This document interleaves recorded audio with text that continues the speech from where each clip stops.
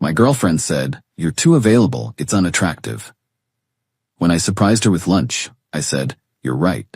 Then I became unavailable. She didn't like it when my assistant said I was in Miami with a client. The client was 24 and gorgeous. Original post: I, 31 male, work in commercial real estate, not the glamorous kind you see on TV, mostly strip malls and mid-size office buildings. Good money, boring work. Been with Jessica, 29, for 2 years. Living together for 8 months. Last month, I surprised her at her marketing firm with her favorite Thai food. Thought it'd be romantic. She works crazy hours, always complaining about being hungry. I had a meeting cancel, so I grabbed pad thai and spring rolls from that place she loves. The look on her face when I walked into her office wasn't happiness. It was annoyance. "What are you doing here?" she asked, glancing at her coworkers. "Brought you lunch, babe. Know you've been stressed with the Peterson campaign," she sighed. Actually sighed. "Derek, we talked about this. I need boundaries at work. We'd never talked about that. But, okay, message received." We ate in awkward silence in the break room. Her coworker Megan kept smirking. That night she hit me with it. "You're too available, it's unattractive." I was folding laundry, just stopped mid-fold. "What?" "You're always there. Always texting, always checking in. It's suffocating. Women want men who are busy, who have their own lives." "Mystery is attractive, Derek. You answering my calls on the first ring?" "Not so much." "So you want me to ignore you?" "Not ignore, just be less eager, have your own thing going on. Make me work for your attention sometimes." The irony? I run 3 properties, I have plenty going on. But I made time for her because I thought that's what partners did. "You're right," I said, continuing to fold. "I'll work on that." She smiled, came over and kissed me. "I knew you'd understand. It'll be better, you'll see." Cool. Game on. Update 1. 2 weeks later. Started simple, didn't respond to texts immediately. Let calls go to voicemail. When she asked about dinner plans, I'd already have something scheduled. Grabbing drinks with Tom from the Riverside project. Client dinner might run late. Gym, then reviewing contracts. At first, she seemed pleased. "See, this is good. You're focusing on yourself." But then Miami happened. My assistant Rachel, 26F, is brilliant. Harvard MBA, could probably run my company better than me. She fields all my calls when I'm in meetings. Last Wednesday, Jessica called my office. "Derek Wallace's office, this is Rachel." "Hi Rachel, it's Jessica. Is Derek available?" "Oh, hi Jessica. Mr. Wallace is in Miami with a client. Can I take a message?" Here's the thing, I was in Miami, checking out a potential property purchase. The client happened to be Sophia, whose family trust was looking to diversify into commercial real estate. And yes, Sophia is 24 and looks like she stepped out of a magazine. Those are just facts. The meeting was entirely professional. We toured 3 properties, had a business lunch at a waterfront restaurant, and I flew back that evening. But Jessica didn't know any of that context when she called. That night, she was waiting when I got home. Sitting on the couch, wine in hand, that fake smile women do when they're about to go nuclear. "How was Miami?"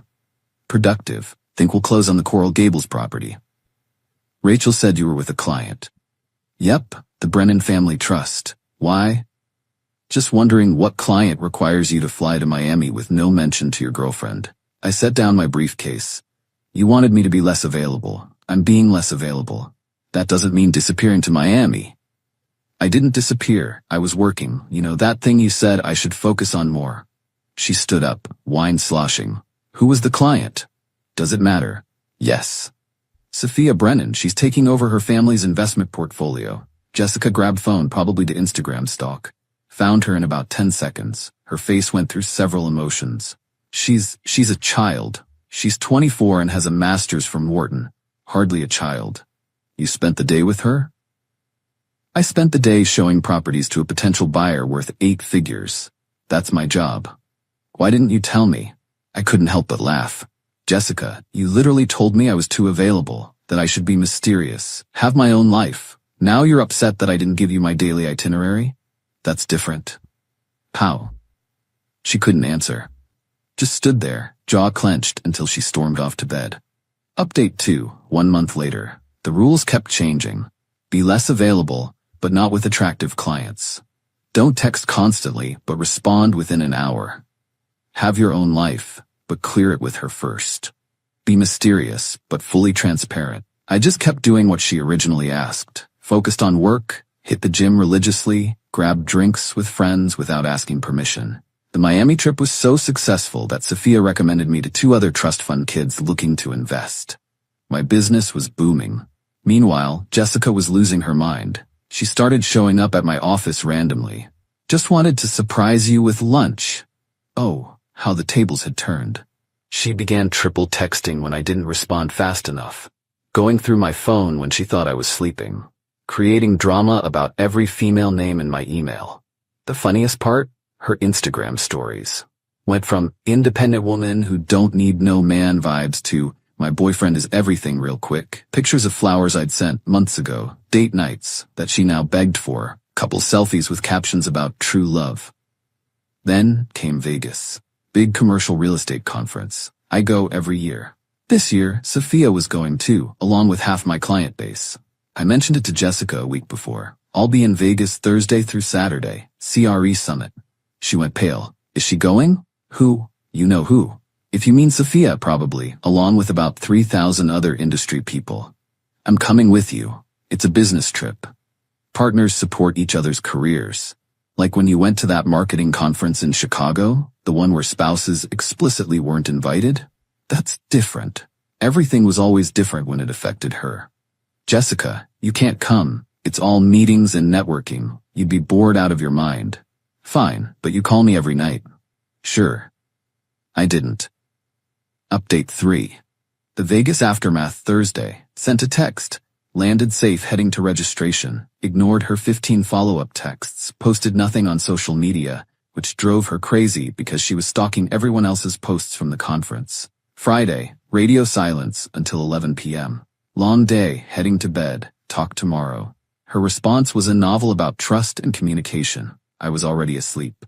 Saturday, the nuclear meltdown. Sophia posted a group photo from a rooftop mixer. About 30 people, me included, holding drinks with the Vegas skyline behind us. Professional networking at its finest. Jessica called 23 times. I was in a panel discussion about market trends, phone on silent. When I finally checked my phone, the texts were unhinged. Who else is there? Why is she wearing that dress? You're doing this to hurt me. We need to talk now. I'm driving to Vegas. That last one got my attention. I stepped out and called her. Do not drive to Vegas. You're with her. I saw the photo. I'm with 30 people at a professional event. Are you seriously this insecure? Insecure? You disappear with some bimbo. Stop. Sophia has brought me 3 deals worth over $2 million in commission. You will not disrespect my clients. Oh, so she's more important than me? Right now, she's more professional. I hung up. Turned my phone off. Enjoyed the rest of the conference. Update 4. The Sunday showdown. Flew back Sunday morning. The apartment was a disaster.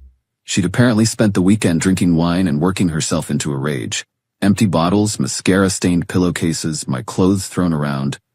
She was on the couch, still in Friday's work clothes, hair a mess, clutching her phone. We need to talk. I set down my bag. Yes, we do. You ignored me all weekend. I was working. With her. With multiple clients at a professional conference. She stood up, swaying slightly. You're having an affair. No, I'm not. Then why are you being so distant? I couldn't help it. I laughed, really laughed. Jessica, this is literally what you asked for. You said I was too available. Unattractive, remember? You wanted mystery, space, a man with his own life. I gave you exactly that. Not like this. Then how? Explain to me how I'm supposed to be less available but also completely available to you? It's about balance. No, it's about control. You wanted me to chase you, to make you feel desired by pulling back. But you can't handle it when I actually have other priorities. She's not a priority? My business is a priority. My clients are priorities. You? You're someone who plays games and gets upset when you lose. She started crying, the ugly kind. You've changed. No, I just started treating you the way you treated me. Doesn't feel good, does it?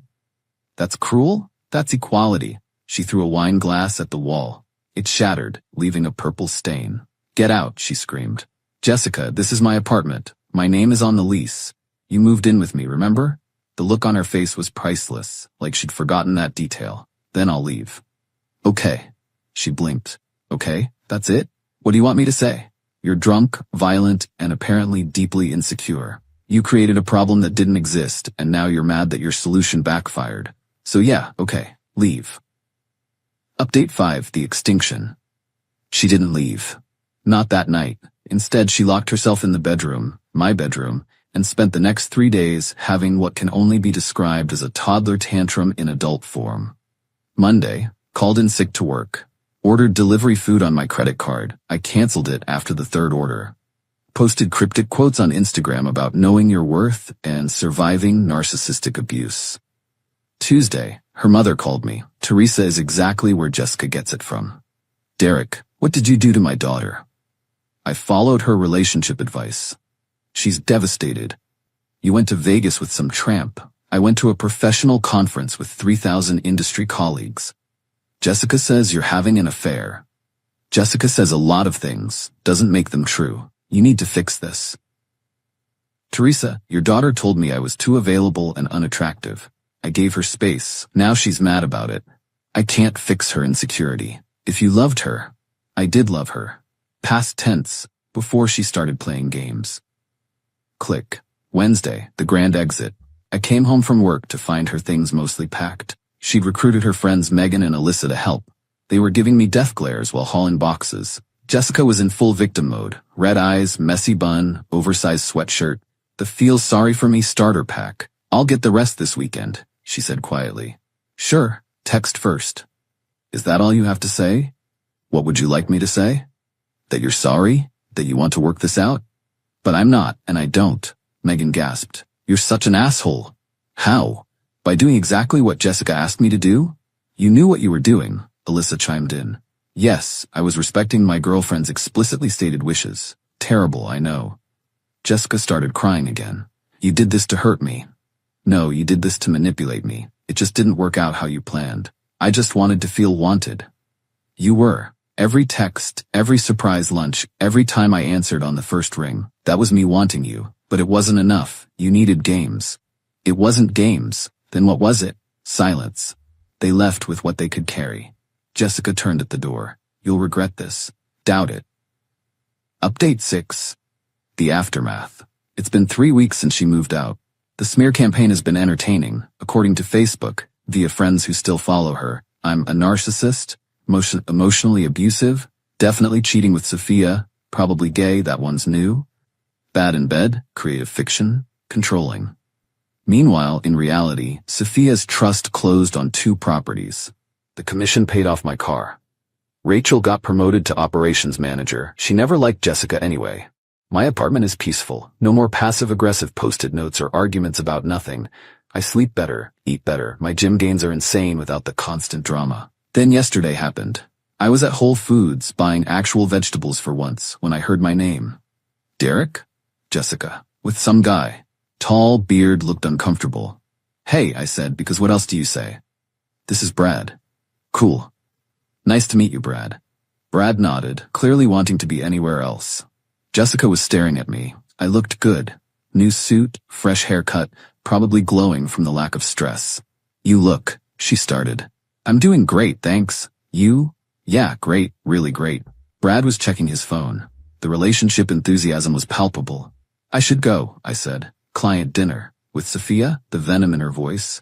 Actually, yes, she's introducing me to her cousin who's liquidating some properties. Jessica's face went through the whole emotional spectrum. So you are together? No, Jessica, I'm successful. There's a difference. Brad finally spoke up. Babe, we should go. Babe, poor Brad. As they walked away, I heard him ask, who's Sophia? Nobody, Jessica said quickly. I actually felt bad for him, almost warned him about the "you're too available" conversation that was coming. But hey, not my circus anymore. Final update. Got a text from Jessica last night, 2 months after she moved out. I miss us. Deleted it. Then another. I was wrong. Can we talk? Deleted. I know you're reading these. Actually wasn't. Rachel told me about them. She screenshot them from my tablet I'd left at the office. Brad and I broke up. There it is. Rachel did some Instagram detective work. Apparently Brad was emotionally unavailable and didn't prioritize the relationship. The man lasted 6 weeks. Respect, Brad. Here's what Jessica never understood. There's a difference between being too available and being present. I answered her calls because I wanted to talk to her. I brought her lunch because I was thinking about her. I texted back quickly because she was a priority. That wasn't unattractive. That was love. But she'd read some article or heard some podcast about maintaining mystery and keeping him interested and decided our relationship needed fixing. She created a problem so she could feel desired by watching me solve it. Except I solved it exactly as requested. I became less available. I focused on my career. I stopped prioritizing her. Turns out she didn't want an unavailable boyfriend. She wanted the drama of making an available boyfriend compete for her attention. When I stopped competing and just lived my life, she lost her mind. The business is thriving. Sophia's network has opened doors I didn't know existed. Rachel and I are considering starting our own firm, professionally, before anyone asks. She's engaged to a pediatrician. Started dating Catherine, 32F, 3 weeks ago. She's a corporate lawyer, brutally honest, and thinks game playing is for children. When I call, she answers. When she's busy, she says so. No tests, no manipulation, just clear communication. It's boring. It's wonderful. Jessica still texts occasionally. Long paragraphs about growth and mistakes and second chances. Rachel auto-archives them to a folder called Dodged Bullets. The last one said, "You proved your point. You won. Are you happy?" Yeah, actually, I am. Because here's the thing about telling someone they're too available. You better be prepared for them to become unavailable. And you better be damn sure you can handle what you asked for. Jessica couldn't. She played a stupid game and won the stupid prize of being single, bitter, and blocked. As for me, I'm exactly as available as I want to be. To the right people, who appreciate it instead of weaponizing it. Funny how that works out. Peace out, Reddit. Going to dinner with Catherine. She picked the restaurant. No games, no tests, just Thai food and good conversation. And if I surprise her with lunch sometime, she'll probably just say thank you. Imagine that.